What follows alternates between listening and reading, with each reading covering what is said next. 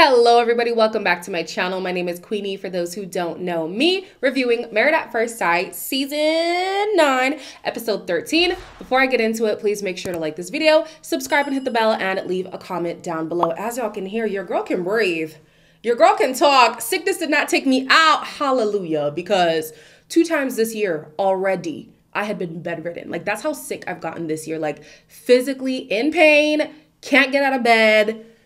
So I thank God it's over. Let's get into this episode. We're introduced to the most recent couple. It is Hannah and Steven.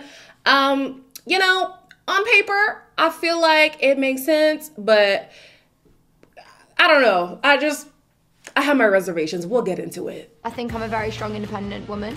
Very ambitious, very driven, hardworking, got a heart of gold, and I'm a really good friend, and I am fiercely loyal. The walls are high, but they're not unachievable. You can climb them if you wanted to. Why do you maintain a facade? You learn that you need to just kind of protect yourself more and more and more. How does that feel? Shit. I'm really ready to have love and a partner. Very opinionated, a bit of a free spirit. I'd say I'm a catch, for sure. Period. I got married when I was 18, so I was a young husband. Being a dad of 4 is quite special. When we do see each other, we make the most of it. I like to be the fun dad. So Hannah said that because she is an entrepreneur, she likes telling people what to do, and she likes to make the rules. Okay. She also says that she is known to be a lot, and her therapist told her that she's a fixer-upper. She likes to get these baby birds and heal them back to life, you know? Then we have Steven. Steven got married when he was 18 and he now has 4 kids. Obviously, that relationship didn't work out. However, in his most recent relationship, she just one day woke up and decided she needed a break. So I just want to remind everybody, my opinions are literally irrelevant, okay? I'm telling you guys how I feel watching a TV show, all right? But let me get into it. He said that he doesn't live in the same city as his ex-wife and kids, but he sees them, I think, on the weekends, and he wants to be like the fun dad, right? He also says that his last relationship took him by surprise. Like, he didn't know where it came from. He didn't know why she wanted to break all of a sudden, and it has affected him in a certain way. I get the impression that Steven might be one of those guys, who, like, weaponizes incompetence, you know? Like, oh, I didn't know you had a problem with this. I didn't know you have a problem with that. And like, things are consistently building and building and building and building to the point where it gets to a breaking point, and the person is like, you know what, I'm done. I'm done. Because even the fact that, and I mean, like, of course he has his own life, his own career and stuff like that, but you have 4 kids ranging from the ages of 6 to 14, and you just want to be the fun dad. And you had no idea where your ex got the idea of wanting to get a break from that relationship. I don't know. I feel like there's more to the story here. And because Hannah seems like a no-nonsense babe, she likes to make the rules. She likes to tell people what to do. I feel like these two are going to clash. I feel like she's going to have certain expectations that she wants him to uphold, and he's not going to meet that. And then he's going to be confused why the relationship combusted. Now, this is if it combusts. It might not even combust. These two might be a match made in heaven. Who knows? But if it doesn't happen, I feel like the signs were there. Anyways, fast forward to the wedding. Hannah's friends were thinking he would have a bigger build. I guess they're basing that off of Hannah's typical type. However, when Hannah saw him at the end of the aisle, she was like, this is great. He's so cute. I like him. Jesus. What the fuck are we doing? Really happy. Like, there was an instant spot which I wanted. She looks insane. There's 100% immediate attraction. Wow. Her energy levels are up there. She's met a match. We can do better than that. That was intense. Way better. Hannah had concerns that she would be too much for her partner, and unbeknownst to her, Steven in his little confessional says she has met her match. Now, you could take that in a good way, meaning their energies are, you know, similar. It's synergy, okay? Or oh, you got another thing coming. Like, I don't know. I just, something about Stephen, I'm a little bit scared. I'm a little bit scared. But as of right now, there really isn't anything to be alarmed about. I'm just thinking of where things could possibly go. We'll just have to wait and see. They had kind of an awkward kiss. And it's funny because Stephen was like, oh my gosh, like we just did that in front of my dad. And Hannah was like, yeah, that wasn't our best performance. Like, we'll work on it. If you've been watching my Love is Blind reviews, that made me so happy to hear, because like I've been saying, we have lost the art of kissing. We've lost it. We've lost the plot, okay? So when they said they'll practice, I was like, yes, please, thank you.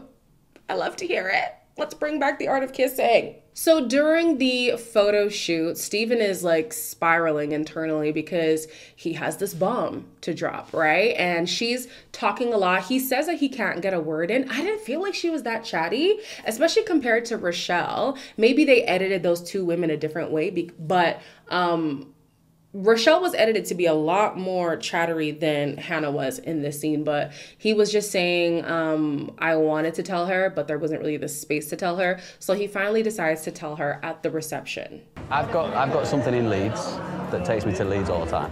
4 children. 4? Yeah. You have 4 children? Yeah. Like 4 is a lot. I was not expecting that. You don't like it, you don't like it. They're my kids. My kids do come first. 4 children. Now I gotta say, he is so lucky that she loves kids, because 4, going from 0 to 4 is a lot. It's a lot. And even if you love kids, it's one thing to love kids. It's another thing to be a stepmom to some kids, you know? It's a lot. It's a lot. The good thing is that he had those kids in a marriage, right? So there's less judgment. If he came in like, I don't know if you guys know the story of the random man from Atlanta. He has 7 baby mamas that we know of. Like, a situation like that is insane. That's insane. But if you have 4 kids from a marriage or from one partner, maybe 2, I feel like there's less judgment that comes with it, right? So she's a little taken back at first, but she's like, you know what? I love kids. He says that he's willing to have more kids, which is really important to her. Yeah. I wonder if she told the matchmakers that she would be okay with somebody who did have kids. Because I feel like just because somebody says they like kids, they go and they run with that. And it's like, that's not the same thing. Those aren't mutually exclusive. Like liking kids and then wanting to be married with somebody who has kids, it's not the same. It's not the same. So, yeah. I mean, he is the fun dad, so maybe it's not going to be that much of a commitment. Was that insensitive? Well, I already said it, so it is what it is. Hannah tells her friends, I think it was, that this might be too good to be true. And then she even tells Stephen that, like, yo, you don't think that this is just a little too good? And he's like, no, I mean, if it's great, it's great. Like, let's just focus on that. She asks him to promise not to screw her over. He says that he won't. She promises to do the same. I hope that that promise stays true. I hope so. Because I don't want to be that doomsday person. I just feel like things seem nice on the surface, but I don't know. I'll give him the benefit of the doubt. So on to the regular couples. We have Rochelle and Orson, who meet up with their friends. Now, Rochelle, girl, you are doing too much. Oh my gosh. I'm so glad they brought back up this masculinity conversation, because I have been dying on this hill that her hang up is the fact that she doesn't see him as an alpha male. And they brought it back up and I said, thank you. Naturally, I'm going to look at social media and all I saw was model, actor. Is this all a facade? And, you know, my friend's the showpiece chick. Do you feel like I have not been genuine? You need to just answer, Jenny, because I can't help you there. One of the first things that put me off was you going on about the cheating for the second time. This is lame. Boo-hooing about being cheated on 5 years ago. Came here for like a man, a real man who can lead me, not me lead him. Honey, come to find out, these two have already been knocking boots. Surprise, surprise. Surprise, surprise. I did not expect that. And It also makes this interaction weird because you have said now that you like him. You have been doing the deed with him. Yet at this lunch, you left him out to dry. Like, he was completely fending for himself, and she was like, oh, don't look at me to defend you. You gotta answer for yourself. You have been experiencing this man for however long. You don't have nothing good to say? You can't vouch for the man? Like, you really don't believe him? That she's stuck on things that happened on the honeymoon. You've been holding on to this for so long. And now, when you could give praises to your friends of your husband, you're just like, I ain't got nothing to say. In 2 weeks, you ain't got nothing to say. It blows my mind how she offered no reassurance at all. She had nothing good to say about this relationship. Again, for a man that she claims to like, and she has given the nanny to. Like, Rochelle, it's not making sense. So his friend was trying to come to his defense, like, hey, well, you know, he's trying to be vulnerable, whatever. It doesn't matter. If she's looking for problems, whether he's being genuine or not, she's not going to hear what he's saying. She's just going to think it's all a facade and create problems. And boy, does she ever. Because after the lunch, she's in a pissy mood. And she decides that now is the time to grill him on stuff that happened weeks ago. If you're acting, bring me in so I'm not the one on the outside who doesn't actually know what's going on in this picture here. Don't remember that conversation. Honestly, I don't. Yes, you do have an idea. Don't act like you don't have an idea. What is essentially a first date and have the man telling them about they were cheated on 5 years ago. 5 years! This is the thing with you. You just chat so much shit. You don't have an idea. We literally talked about it. You're just a gaslighter. You're just a gaslighter. You're embarrassed. Embarrassed about what? You're embarrassed. This is the thing. You're not consistent, Orson. You're not consistent. Rochelle was making it seem like Orson was out here like in a ball of tears when talking about his ex cheating on. Like, it really wasn't that bad. He brought it up. He brought it up again, but he didn't make it seem like he's hung up on it. I don't understand Rochelle right now. I really don't. This whole like masculinity alpha thing, her questioning him, I feel like it's something that she noticed very early on, and then is just using examples that he provides to, what is it? Almost like self-fulfilling prophecy, but not that. It's basically she's using things that she's hearing him say to put context to the idea that she already had in her head. I feel like she was questioning him even before he said the whole cheating thing, but she's using that to back up her argument, right? Oh, I question his emotional fortitude. You were here boohoo crying about, was he though? Of course, it's an edited show. Orson might actually be a performer, and we will see. Hell, they might both be performers, because you know how Married at First Sight UK goes, okay? A lot of these storylines are simply just storylines, okay? But I'm just like, you could be asked the same thing. Like, I just feel like he hasn't given her a reason to act the way she has been acting. I can see her having some reservations, but she is definitely doing too much. Holly and Alex are next. They say that everything between them is great, besides the fact that their communication and their conflict resolution skills are in the pits. Now, correct me if I'm wrong. I'm not married, but communication and conflict resolution is quite a big deal. So I wouldn't really lead with everything is great, because I feel like that's a misrepresentation. So anything we tell you, it's led us to be where we are today. So everything else is perfect. Feel comfortable without makeup and in my own body. Like, Alex is the energy that I've waited for. It's a bit awkward because I can tell there's like some tension here. We clash and it's a bonfire. I give Alex the chance to say to me what he said and he didn't. So.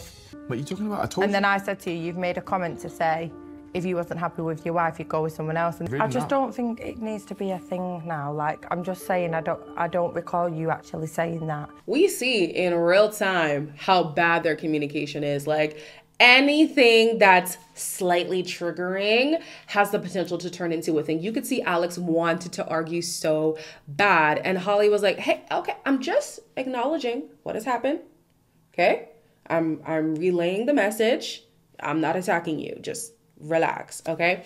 I need Holly to stop, should I say stop? Maybe reword this thing of, oh, he's the first person to ever make me feel like I'm beautiful, whatever, whatever, right? I do get it. I mean, she has had toxic relationships in the past. And on top of that too, like being a mom, her body has changed. She might not feel fully comfortable in her body right now. But there's this thing, well, I'm in the dating scene right now. If you're not in the dating scene, maybe you're not aware of it. But there's this thing where you don't tell guys, oh, you're the first guy to ever. Oh, this is the first time I've ever experienced. Oh, no one has ever told me. No one has ever taken me. Don't do it. And the main reason is because they can kind of exploit that. So I feel like whenever they're on the brink of a tiff, or if he's in the wrong, or just whatever goes on between these two, he can kind of use that as a trump card, like, oh, you're so sexy, or you're so whatever, just to like disarm her. And it absolves him from responsibility because he sees how important this is to her. He's the first to ever do it. She literally is crying every time she brings it up. It's almost like you're giving him a cheat sheet on how to get out of trouble. And it's like, girl, don't do it.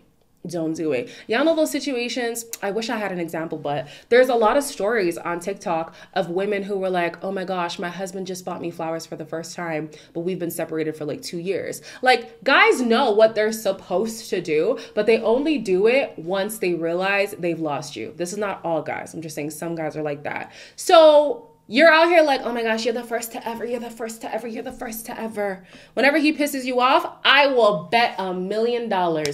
The first thing he does to try to get back in your good graces is affirm your body. Is to tell you how beautiful you are. Is to tell you how much he desires you. I bet you top dollar that's what he does. Because you've told him that's your Achilles heel. And he's going to use it. So, girl, stop doing that. Please and thank you. I still think this relationship is going to end in disaster. But we'll see. I'm being mad pessimistic this episode. But I just feel like these people aren't being real, you know? With Holly and Alex, I don't even know if it's like a personality clash or what, but there's things they really need to work through, and they'd rather just sweep it under the rug until it pops back up again another time. And that's just not healthy. With Orson and Rochelle, girl, you're looking for problems. Clearly you don't want the man. You don't want to be with the man, so leave the man. I don't know. And then with Steven, I'm reaching with Steven. But those are just the thoughts that came to my mind. I'm sharing the things that I think while watching this show. So you guys let me know down below your thoughts on this episode. As always, like, comment, share, and subscribe. And I'll see you in the next one.